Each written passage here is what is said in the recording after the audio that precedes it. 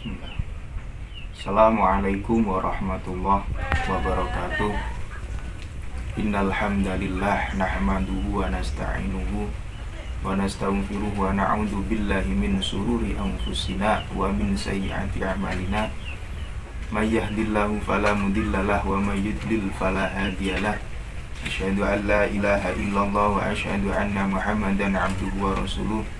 Allahumma sholli ala sayyidina Muhammad wa ala ali sayyidina Muhammad. Alhamdulillah, yang sama-sama kita hormati kepada beliau Dr. Andes Haji Samsul Arifin MPD selaku dosen pengampu kita semua, dan tak lupa kepada teman-temanku semua, teman-teman seperjuangan yang sangat saya cintai dan sangat saya banggakan.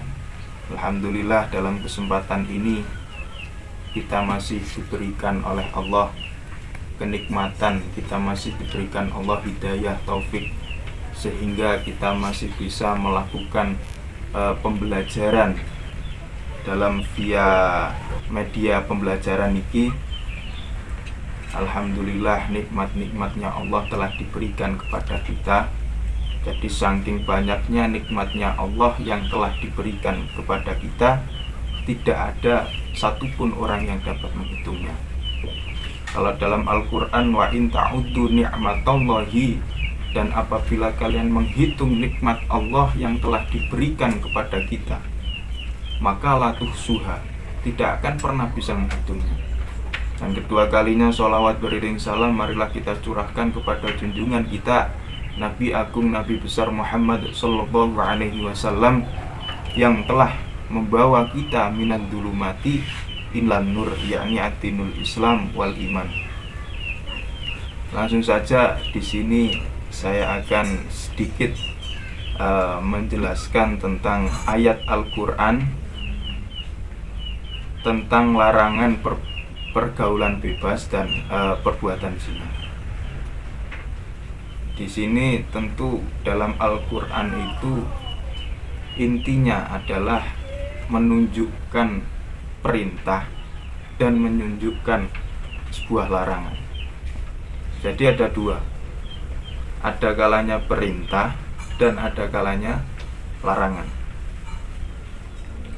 Yang akan saya jelaskan ini adalah larangan Allah, yakni pergaulan bebas antara laki-laki dan perempuan dan perbuatan zina.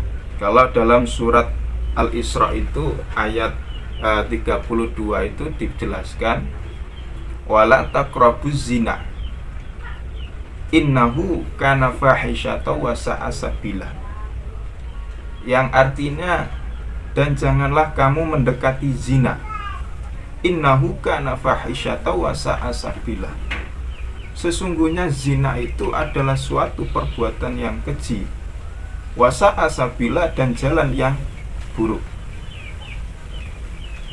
Berarti tentu saja perbuatan zina itu adalah perbuatan yang keji, perbuatan yang tidak disenangi oleh Allah.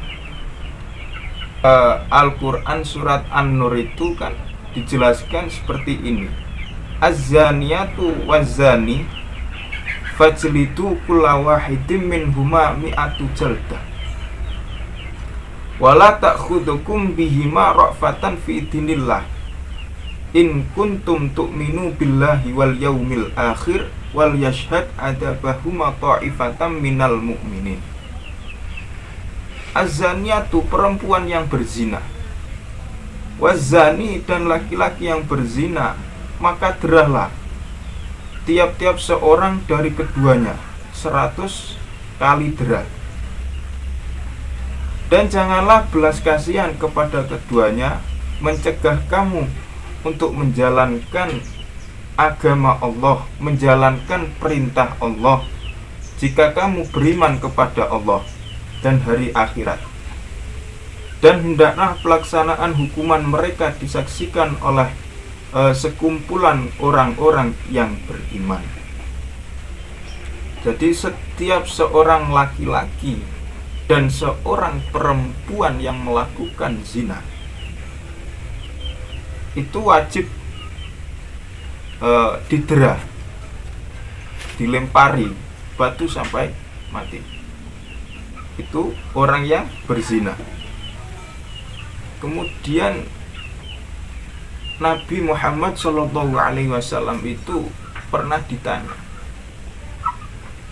Sa'altu Rasulullah SAW, Ayyu dzambin a'dhamu? Wahai Nabi, dosa apakah yang paling besar? Kemudian Nabi Muhammad SAW menjawab, Anta ja'ala lillahi nidaan wa huwa khalaqaka. Beliau Kanjeng Nabi menjawab, engkau menjadikan tandingan atau sekutu bagi Allah, padahal Allah Azza wa Jalla telah menciptakanmu. Menyekutukan selain Allah, menyembah selain Allah, itu termasuk dosa besar, kata Nabi. Tumma qultu tumma ayyun. Kemudian apa Kanjeng Nabi? Kemudian qala anta qatula waladaka khasyata ayyada ama ma'aka. Beliau Kanjeng Nabi menjawab, membunuh anakmu karena takut dia akan makan bersamamu.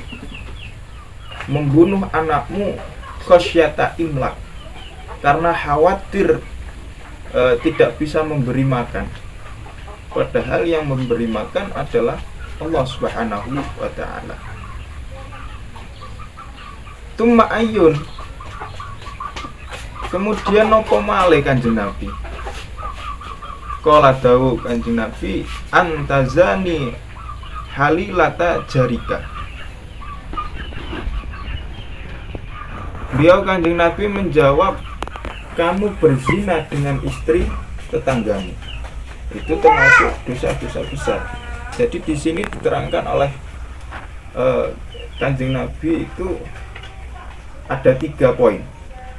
Yang pertama yakni menjadikan tandingan atau sekutu bagi Allah, menyekutukan selain Allah. Yang pertama.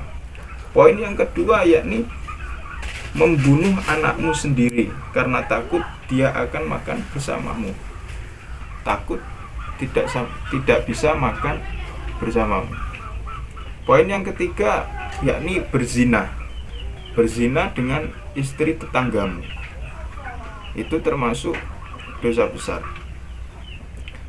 Ayat Al-Quran, ayat tentang larangan pergaulan bebas itu juga dijelaskan dalam Al-Quran surat Ali Imran pada ayat 104.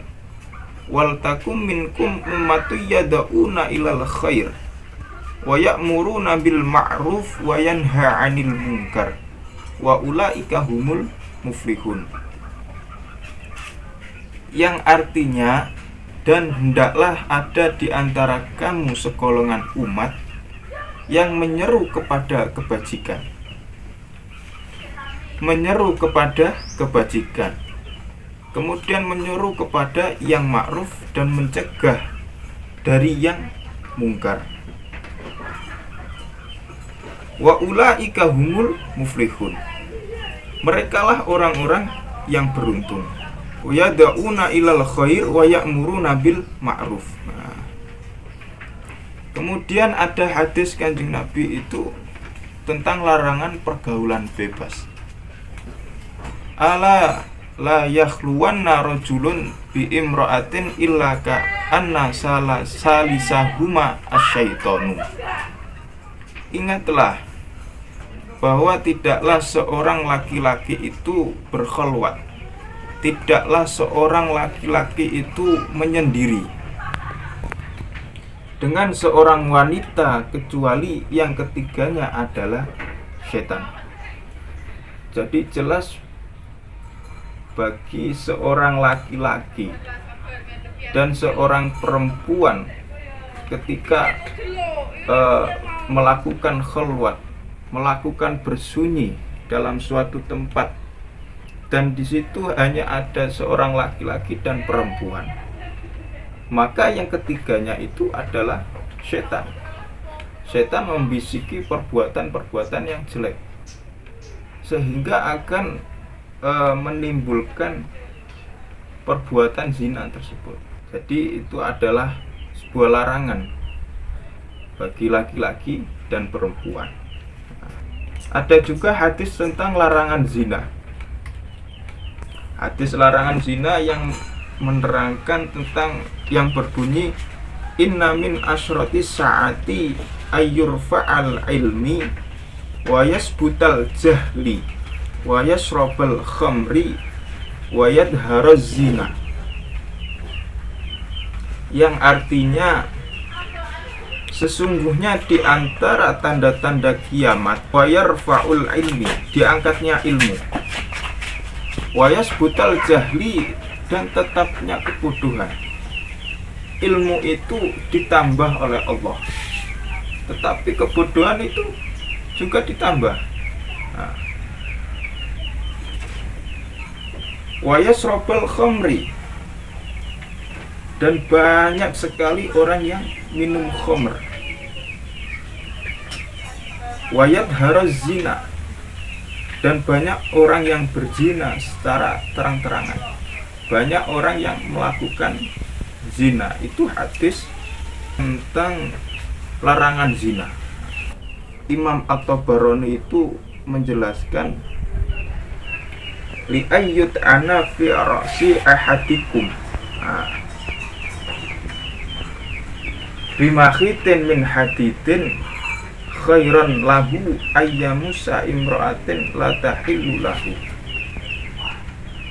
Imam At-Tabarani itu pernah berkata begini, sesungguhnya andai kepala seseorang ini ditusuk dengan jarum atau ditusuk dengan tombak yang terbuat dari besi, itu yang terbuat dari besi besar, itu lebih baik baginya daripada menyentuh wanita yang tidak halal, menyentuh wanita yang bukan mahramnya.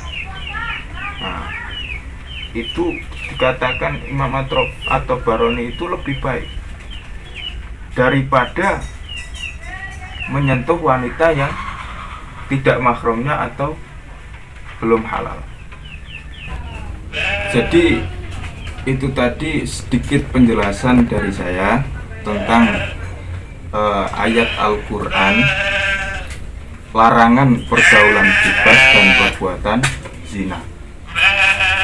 Mungkin itu sedikit yang bisa saya sampaikan, dan ini tugas dari dosen pengampu, yakni Dr. Andes Haji Samsul Arifin MPD.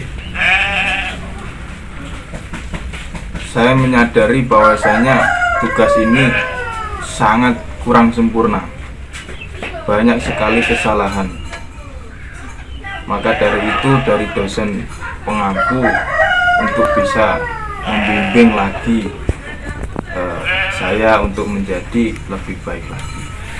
Itu saja dari saya. Wallahu muwaffiq ila aqwamit thoriq. Wassalamualaikum warahmatullahi wabarakatuh.